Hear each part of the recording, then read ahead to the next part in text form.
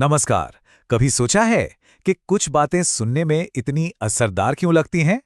आज हम हिंदी व्याकरण के उन्हीं सीक्रेट कोड्स को क्रैक करने वाले हैं जो मामूली से शब्दों को शक्तिशाली विचारों में बदल देते हैं।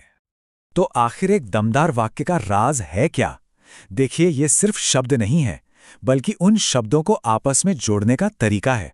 व्याकरण समझिए वो जादू है जो बिखरे हुए शब्दों को एक मजबूत कहानी में पिरो देता है। तो चलिए आज हम सब मिलकर एक सेंटेंस आर्किटेक्ट बनते हैं। हम एक हिंदी वाक्य को एकदम उसकी नींव से लेकर छत तक हर एक हिस्से को बारीकी से देखेंगे और ये समझेंगे कि ये सब मिलकर काम कैसे करता है। तो देखिए, हमारा ये सफर कुछ ऐसा रहेगा।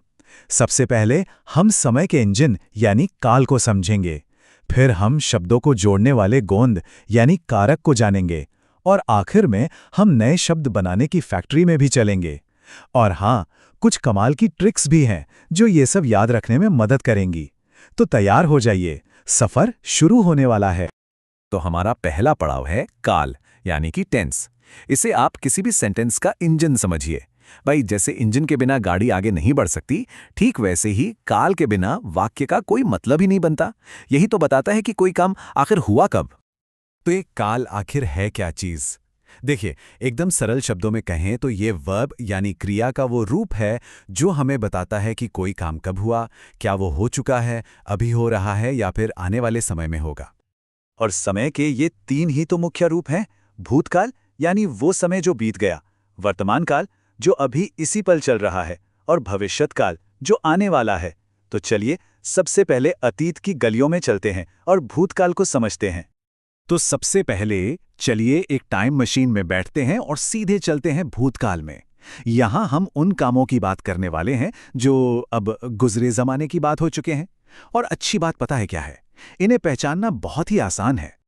अपूर्ण भूतकाल, इसका कीवर्ड है रहा था, रही थी। बस जब भी किसी वाक्य में ये दिखे तो समझ जाइए कि काम पास्ट में चल तो रहा था लेकिन खत्म नहीं हुआ था। जैसे वर्षा हो रही थी, मतलब बारिश चल रही थी, रुकी नहीं थी। और इसका एकदम उल्टा है पूर्ण भूतकाल। यहां का कीवर्ड है चुका था। यह बताता है कि काम पास्ट में बहुत पहले ही फिनिश, खत्म हो गया था। जैसे गाड़ी जा चुकी थी, मतलब अब स्टेशन पे खड़े रहने का कोई फायदा नहीं।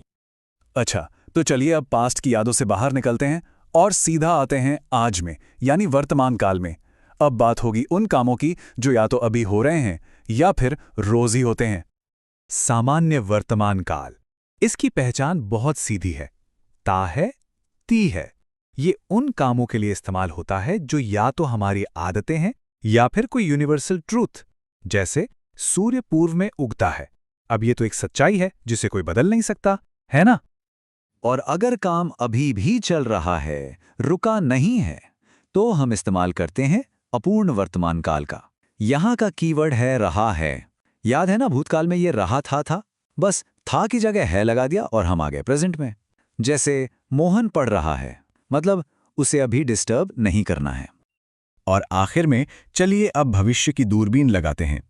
भविष्यत काल को पहचानना तो शायद सबसे आसान है। समझिए बच्चों का खेल है। बस ये तीन जादुई अक्षर याद रखने हैं, गा, गी, गे। अगर किसी वाक्य के आखिर में ये लगे हैं तो मतलब बात सीधे सीधे भविष्य की हो रही है। जैसे हम कल पिकनिक जाएंगे, ये एक पक्का प्लान है और मजा भी आने वाला है। चलिए अब हम अपने विश्लेषण के दूसरे हिस्से पर आते हैं, कारक। अब ये कारक क्या है? ये वो शब्द हैं जो किसी नाउन या प्रोनाउन का वाक्य के बाकी शब्दों से रिश्ता बताते हैं। अगर काल वाक्य का इंजन है तो कारक वो नट बोल्ट हैं जो सारे पुर्जों को एक साथ कसकर रखते हैं। लेकिन कारक को समझने से पहले एक बहुत ही कॉमन कंफ्यूजन को दूर कर लेते हैं। ये है से शब्द का इस्तेमाल। देखिए, ये दो तरह से काम करता है।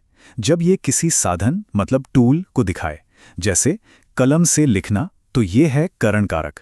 और जब ये अलग होने की बात करे, जैसे पेड़ से पत्ता गिरना, तो ये बन जाता है अपादान कारक। ये छोटा सा फर्क याद रखना बहुत जरूरी है। तो ये रही पूरी लिस्ट। हिंदी में कुल 8 कारक होते हैं और हर एक का अपना एक खास निशान और काम होता है।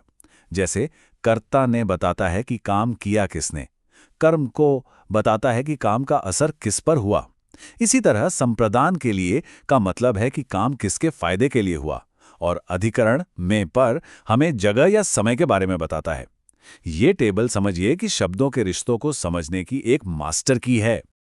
अब बारी है एक बहुत ही तेज और मजेदार हिस्से की। शब्द आखिर बनते कैसे हैं? इसे भाषा की अपनी लेगो किट समझिए, जिससे हम जोड़ तोड़कर नए नए शब्द बना सकते हैं। इसके दो मेन तरीके हैं। पहला है उपसर्ग, जो किसी शब्द के शुरू में लगता है, और दूसरा है प्रत्यय, जो शब्द के आखिर में लगता है। और दोनों का काम एक ही है, किसी पुराने शब्द को एक नया मतलब या एक नया रूप देना।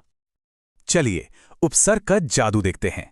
ज्ञान शब्द के आगे अ लगा दिया तो बन गया अज्ञान, मतलब एकदम उल्टा। वैसे ही हार के आगे प्र लगा दिया तो बन गया प्रहार। देखा, एक छोटे से अक्षर ने पूरा का पूरा मतलब ही बदल दिया। और ठीक इसी तरह प्रत्यय काम करता है, बस इस शब्द के आखिर में लगता है। जैसे मित्र में ता जोड़ दिया तो बन गया मित्रता, एक एहसास। धन में वान जोड़ा तो बना धनवान, एक खूबी। ये समझिए शब्दों को एक नया अवतार दे देता है। ठीक है, तो हमने व्याकरण की दुनिया का एक शानदार टूर तो कर लिया। अब वक्त है इन सभी कीमती मोतियों को एक धागे में पिरोने का। अब बात करते हैं उन ट्रिक्स की जो ये सब कुछ याद रखने में मदद करेंगी। तो आज की सबसे बड़ी सीख क्या रही? यही कि व्याकरण को नियमों का कोई बोझ समझने की जरूरत नहीं है। ये तो भाषा का ऑपरेटिंग सिस्टम है।